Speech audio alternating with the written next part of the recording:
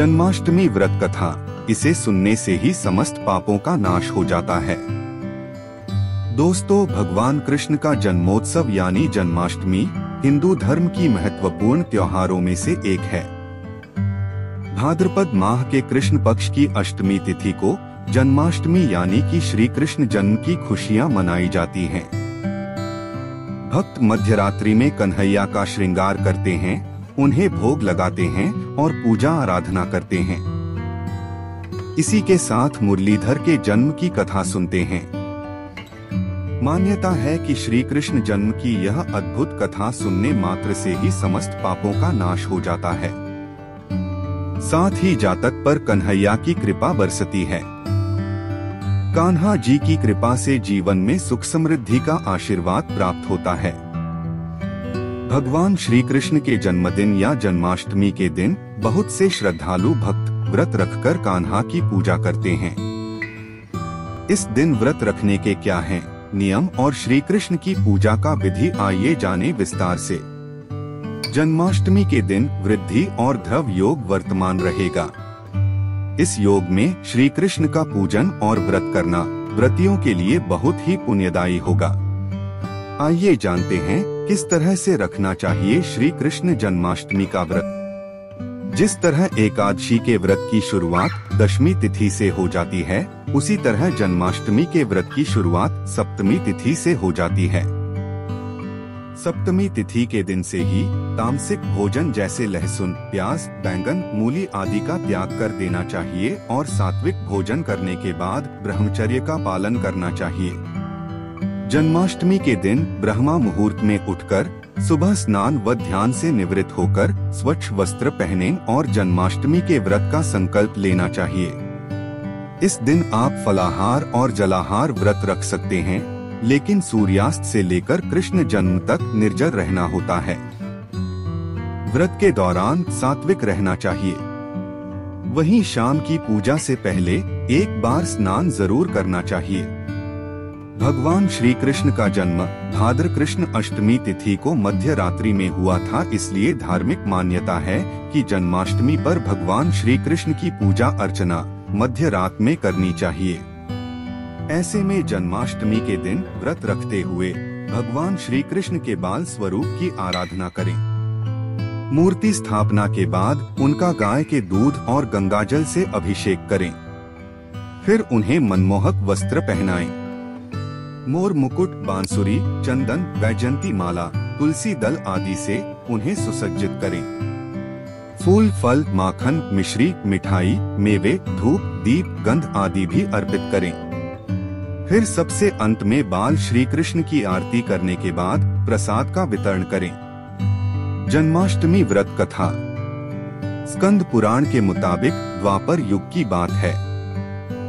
उन दिनों मथुरा में उग्रसेन नाम के राजा हुए, लेकिन स्वभाव से वह सीधे साधे थे। यही वजह थी कि उनके पुत्र कंस ने ही उनका राज्य हड़प लिया और स्वयं मथुरा का राजा बन बैठा। कंस की एक बहन थी जिनका नाम था देवकी। कंस उनसे बहुत स्नेह करता था। देवकी का विवाह वसुदेव से तय हुआ तो विवाह संपन्न होने के बाद कंस स्वयं ही रथ हाँकते हुए बहन को ससुराल छोड़ने के लिए रवाना हुआ। स्कंद पुराण के अनुसार जब वह बहन को छोड़ने के लिए जा रहे थे, तभी एक आकाशवाणी हुई कि जिस बहन को वह इतने प्रेम से विदा करने स्वयं ही जा रहा है, उसी बहन का 8वां पुत्र तेरा संहार करेगा। यह सुनते ही कंस क्रोधित हो गया और देवकी और वसुदेव को मारने के लिए जैसे ही आगे बढ़ा, तभी वसुदेव ने कहा कि वह देवकी को कोई नुकसान न पहुंचाए। वह स्वयं ही देवकी की 8वीं संतान कंस को सौंप देगा। इसके बाद कंस ने वसुदेव और देवकी को मारने के बजाय कारागार में डाल दिया।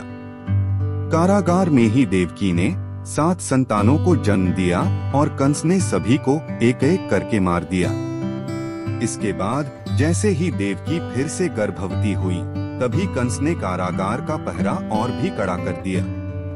तब भाद्रपद माह के कृष्ण पक्ष की अष्टमी को रोहिणी नक्षत्र में कन्हैया का जन्म हुआ।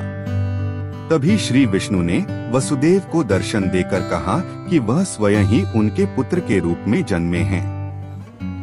उन्होंने यह भी कहा कि वसुदेव जी उन्हें वृंदावन में अपने मित्र नंद बाबा के घर पर छोड़ आएं और यशोदा जी के गर्भ से जिस कन्या का जन्म हुआ है उसे कारागार में ले आएं।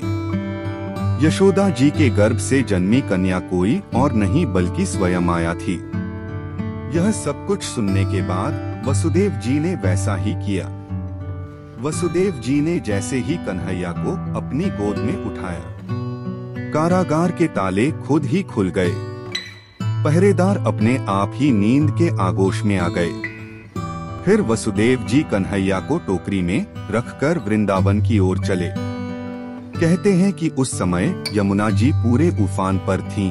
तब वसुदेव जी महाराज ने टोकरी को सिर पर रखा और यमुना जी को पार करके नंद बाबा के घर पहुँचे। वहाँ कन्हैया को यशोदा जी के पास रखकर कन्या को लेकर मथुरा वापस लौट आए।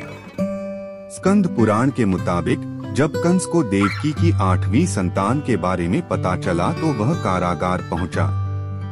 वहां उसने देखा कि 8वीं संतान तो कन्या है, फिर भी वह उसे जमीन पर पटकने ही लगा कि वह माया रूपी कन्या आसमान में पहुंचकर बोली कि रे मूर्ख, मुझे मारने से कुछ नहीं होगा।